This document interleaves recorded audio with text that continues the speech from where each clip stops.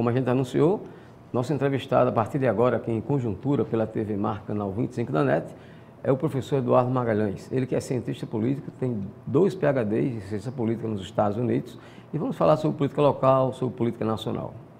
Considerando as últimas notícias, que vêm de Brasília, que vêm do Paraná, o nosso assunto vai ser a política nacional. Professor Eduardo, nosso assunto de abertura, diga-se de passagem. Professor Eduardo, e aí?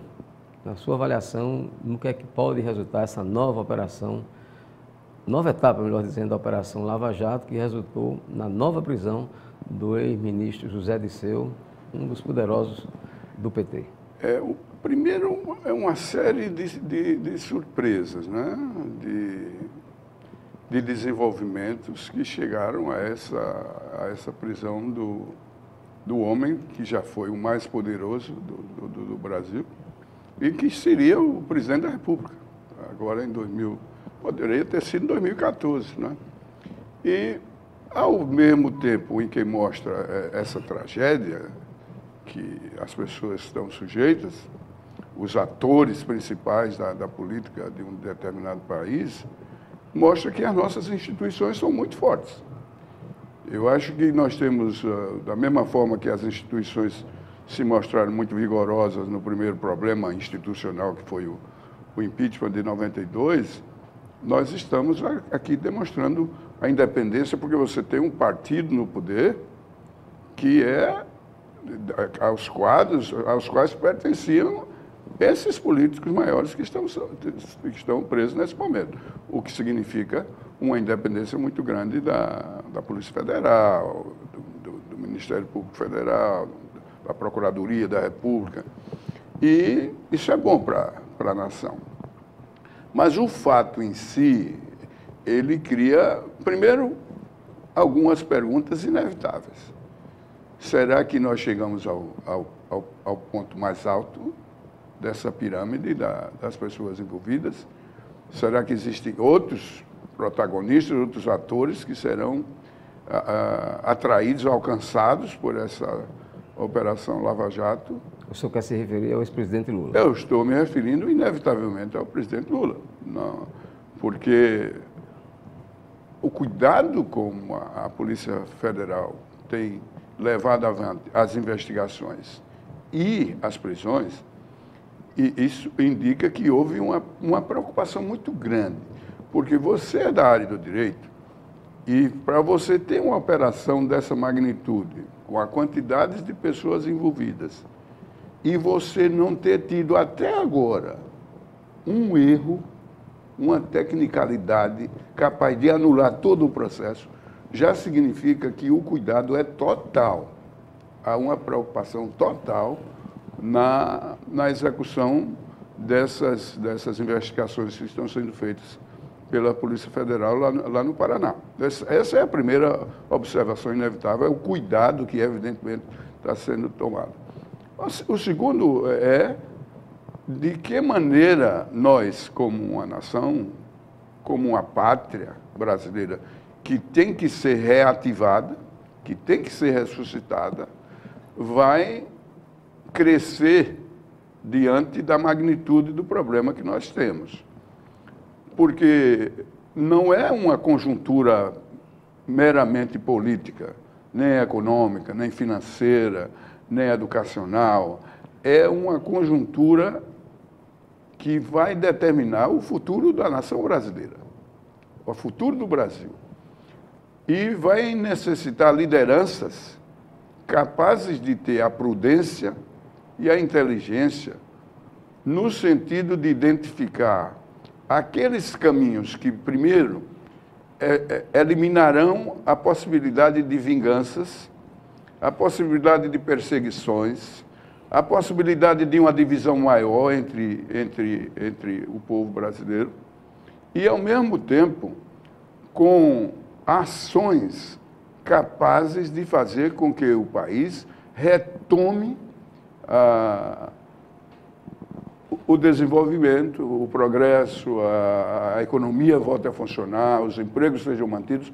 Ou seja, é uma situação extremamente grave que vai necessitar de lideranças maiores. Às vezes, professor, na minha opinião, é o maior problema que o Brasil vive hoje. Pessoas que avaliam a situação política, pessoas do povo, pessoas comuns, que não são necessariamente políticos, que avaliam a situação hoje em dia, veem os partidos do governo, tanto o PT quanto os que são aliados, envolvidos em tudo isso. Ao mesmo tempo, veem setores da oposição em situação mais ou menos parecida. E nomes a gente discute nos bares, nos restaurantes, nas esquinas, no trabalho, e a gente não vê nomes. Mas como sair da situação em primeiro lugar, Flávio, os nomes surgirão. O principal ingrediente para que nós possamos ter sucesso no Brasil é que as instituições sejam fortes. As instituições, primeiro, que a presidência da República não seja afetada de modo a significar que qualquer presidente, qualquer que seja o presidente ser eleito de forma honesta, está sempre sujeito a uma queda por desmandos que ocorram durante a sua administração. Isso é o primeiro. Porque não está sendo julgada a presidência da República. Está sendo julgado um governo que tem um titular. Né? Esse é o primeiro passo. A presidência da República ela tem que continuar incólume, intocada e intocável. É o primeiro passo. O segundo é também o Congresso Nacional. O Congresso Nacional, nesse momento, tem dois atores principais, falando uma linguagem completamente diferente, que não é a linguagem principal do interesse do Brasil. Nós temos o Senado da República numa posição que reflete os interesses do seu líder maior, a mesma coisa acontecendo de uma forma ainda mais desastrosa e desastrada na Câmara dos Deputados. Esse tem que desaparecer porque o Congresso Nacional, no sistema presidencialista que nós temos, é uma parceria indispensável. Porque o Congresso é o grande centro do debate, é a casa do povo, é o Congresso Nacional, onde as vozes podem ser ouvidas. Então, o Congresso Nacional tem que ter uma parceria e um protagonismo nesse momento que nós vivemos no Brasil, mas sem um antagonismo ou um sentimento muito mais do que de adversário, mas de inimigo, porque o inimigo que vai ser derrotado é o Brasil. E o terceiro lugar, é óbvio, é a posição indispensável, soberana e independente do Poder Judiciário, que é fundamental. Eu achei, no caso da capa preta, como é o nome dela, da carta preta, a posição do ministro Lewandowski foi muito prudente. Você não pode perseguir um advogado no seu trabalho, porque aí você destrói completamente o funcionamento da justiça. Então, essa é uma coisa extremamente prudente, quando ele impediu dela dar declarações quanto a honorários ou a relação dela com os clientes. Professor, o pior, na minha opinião, de toda essa crise política que a gente vive é que o mandato da presidente está apenas no começo. A gente só vai ter uma eleição daqui a 3 anos e poucos meses para definir o sucessor da presidente Dilma Rousseff. E aí, como fazer isso para aí é maior o desafio. É maior o desafio. Porque você poderá... Primeiro, você vai ter que fazer um malabarismo legal no sentido de pegar um crime, se as pedaladas fiscais se constituem num crime e forem comprovadas, mas elas ocorreram no mandato anterior. E o que você tem não é uma continuação do mandato.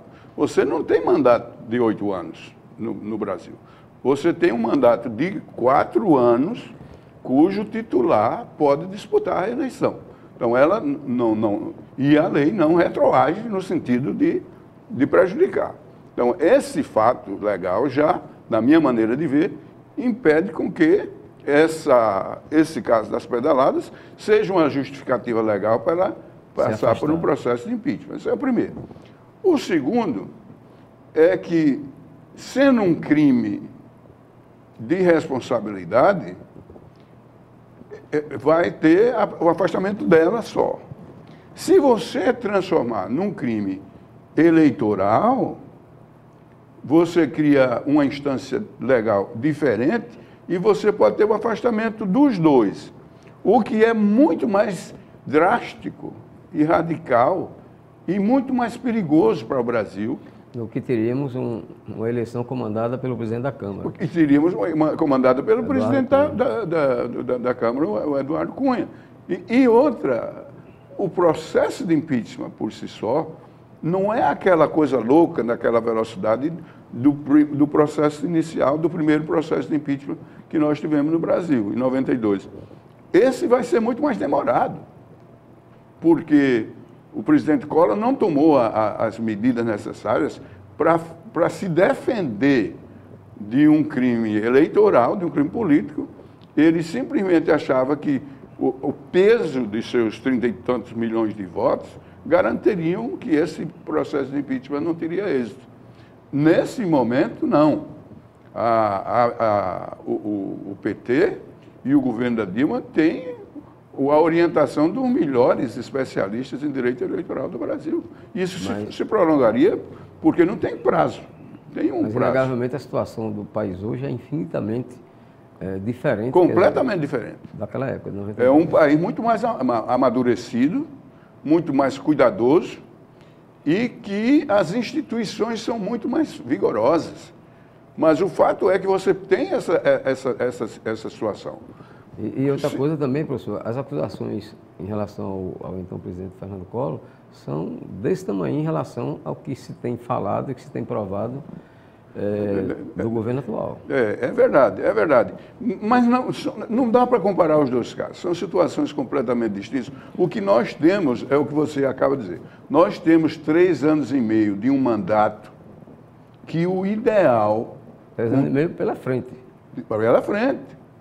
3 anos e meio de um mandato a ser cumprido que, pela característica do próprio sistema presidencialista, você é melhor passar os 3 anos e meio com o que o americano chama de um lame duck, que é um pato manco, do que fazer um malabarismo de eleição ou de uma substituição por um vice-presidente, porque no caso do Collor, nós tivemos um vice-presidente um pouco diferente do presidente Michel Temer, se ele foi eleito presidente da República. Professor, vamos ao intervalo, a gente volta daqui a pouco, nessa entrevista com o cientista político Eduardo Magalhães, aqui em Conjuntura, pela TV Mar, canal 25 da NET.